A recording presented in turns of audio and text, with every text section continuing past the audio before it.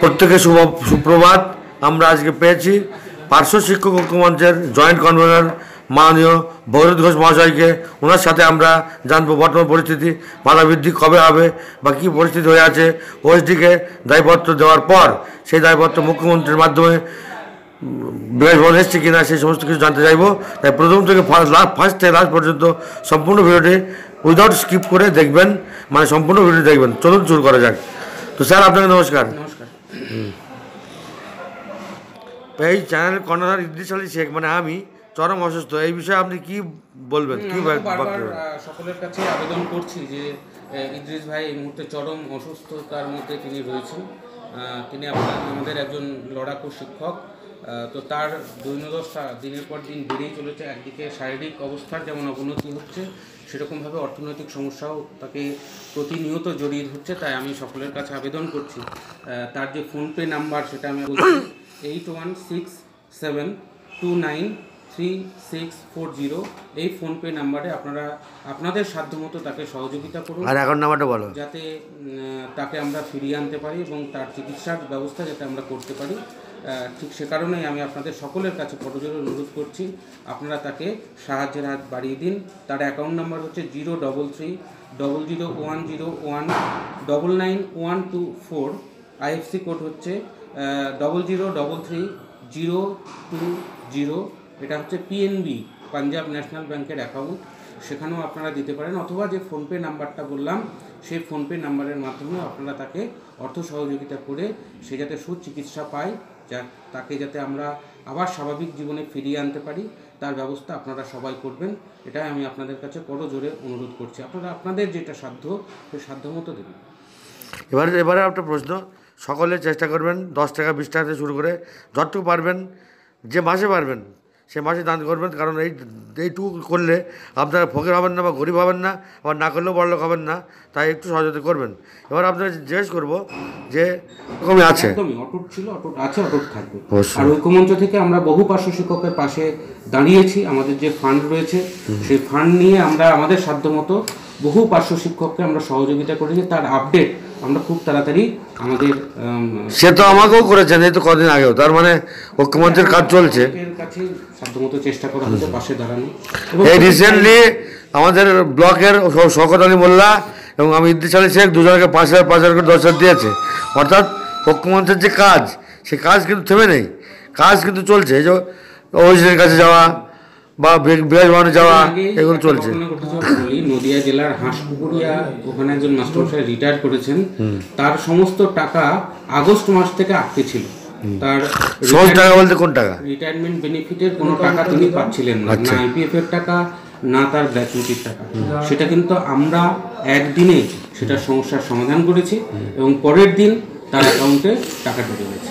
অতএব পার্শ্ব শিক্ষক ঐক্যমঞ্চ জীবিত ছিল, আছে, থাকা। তো আরেকটা সমস্যা রয়েছে, সেটা হচ্ছে অনেকজন কেসের মাধ্যমে নিয়োগ হয়েছিল 11 সালে সম্ভবত, আল খাতিবরা। ওদের এখন আমরা যে পাই বা হাই স্কুলের যে টাকাটা দেয় সেটা পেয়ে আল খাতিব শেখ হাতিশালা হাই স্কুলের শিক্ষক, পার্শ্ব শিক্ষক, উনি 7,000 সামথিং পান। ওনার বিষয়টা আপনারা কেন দেখছেন না? সেটা আমরা বারবার এসপিডির কাছে বলেছিলাম, মন্ত্রীকে বলেছিলাম, কিন্তু সেটার কোনো সমাধান হয়নি। কেন হচ্ছে না কেন?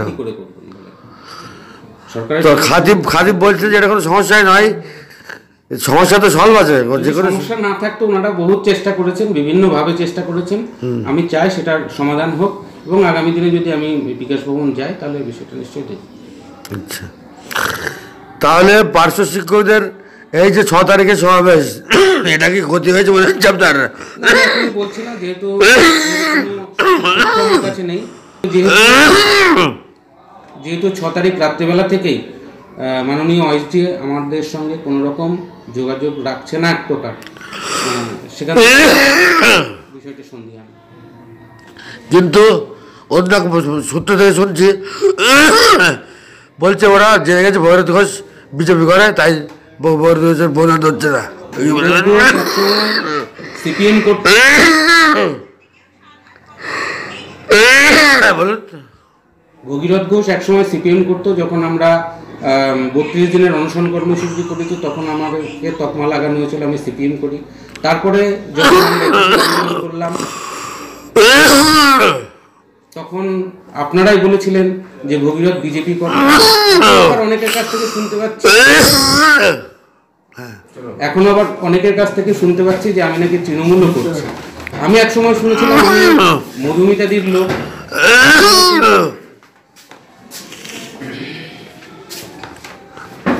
একসময় শুনতাম শামীমদার লোক, এখন শুনি রমিউলদার লোক। আসলে আপনারা ঠিক করুন আমি কোন লোক, বুঝে ঠিক করুন।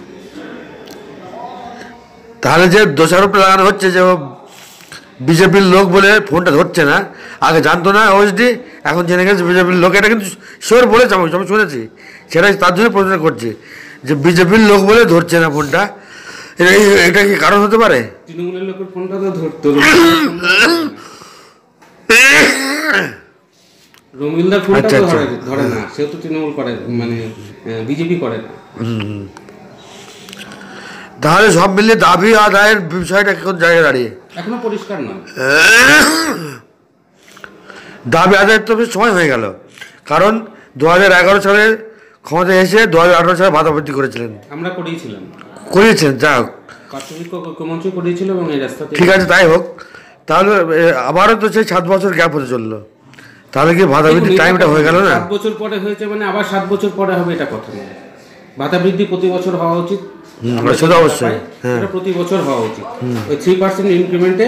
আর যাই হোক, জল গরম হয় না, পার্শ্ব শিক্ষকদের ভবিষ্যৎ দিনের পর দিন তিমিরেই চলে যাচ্ছে, অতএব অবিলম্বে ভাতা বৃদ্ধি এটা দরকার। অবশ্যই। তো কত ভাতা বৃদ্ধির দাবি করবেন যদি জিজ্ঞেস করা হয় আপনাদের?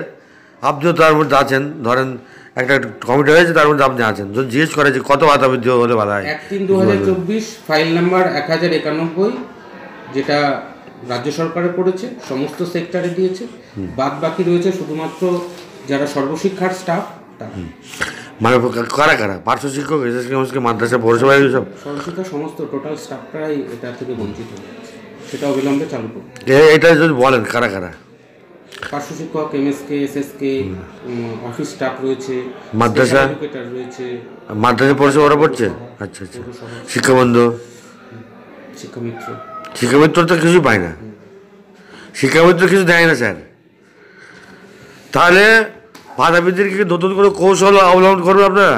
চারিদিক থেকে চেষ্টা চলছে। আচ্ছা, চারিদিক থেকে চেষ্টা চলছে, শুধুমাত্র যেটা প্রকাশিত হয়েছে অলরেডি, যে আমরা ওই কাছে গেছিলাম সেটা না, আরও অন্য মাধ্যম দিয়েও চেষ্টা করছি, কোনো রকম ত্রুটি রাখছি না। কিন্তু সত্যি কথা বলতে এখনো পর্যন্ত কিছু করে উঠতে পারি, কোনো কিছু করে ওঠা যায়নি, মানে ভাতা বৃদ্ধি হবে এরকম জায়গা করা সম্ভব হয়নি। আচ্ছা, তো অসংখ্য ধন্যবাদ আপনাকে, চেষ্টা করছেন। আরেকটা বিষয়, কিছুদিন আগে আমাদের সতীর্থরা তারা মাননীয় এসপিডির সঙ্গে দেখা করেছেন, সে ভদ্রলোক নাকি বলেছেন কেন্দ্র টাকা দেয়নি বলে হয়নি। তো কেন্দ্র তো 1 বছর আগে থেকে টাকা বন্ধ করে দিয়েছে, তাহলে আমাদের এখন ভাতাটা দিচ্ছে কে? নিশ্চয় রাজ্য সরকার দিচ্ছে। তো ভাতা দেওয়ার দায়িত্ব এসপিডির নয়, ভাতা কোথায় থেকে দেবে, টাকা কোথায় পাবে, তার জন্য অর্থ দপ্তর আছে, তার জন্য একজন মাননীয় মুখ্যমন্ত্রী আছে, সেটা তার দেখার কথা, এসপিডির নয়। এটা এসপিডিকে আমরা জানিয়ে দিয়ে আসি। তো অসংখ্য ধন্যবাদ আপনাকে গুরুত্বপূর্ণ সাক্ষাৎকার দেওয়ার জন্য, সব কিছু বললেন এবং স্পষ্ট করে বললেন যে এখন ভাতা বৃদ্ধির কিছুই ভুল করেন, আমার কথা স্পষ্টই থাকে। তো অসংখ্য ধন্যবাদ আপনাকে, আশা করছি আমাদের দাবি পূরণ হবে খুব শীঘ্রই। বর্তমান সুস্থ, ধন্যবাদ। যে সমস্ত বন্ধু ভিডিওটি দেখছেন তাদেরকে বলবো প্রথমত আমাকে একটু হেল্প করবেন, আর এই ভিডিওটা সমস্ত হোয়াটসঅ্যাপ, ফেসবুক গ্রুপ যত আছে পার্শ্ব শিক্ষকদের, তাদের সমস্ত গ্রুপে পাঠাবেন। সকল দায়িত্ব নেবেন এটা পাঠানোর, কারণ দরকার। দেখুন, আমি কিন্তু চেষ্টা করছি অসুস্থ হওয়া সত্ত্বেও যাতে আমাদের দাবিটা আদায় হয় তার চেষ্টা করছি, কারণ যে দাবি আদায় সব থেকে বেশি প্রয়োজন আমার, কারণ আমি চরমভাবে মানে অসুস্থ আর কি।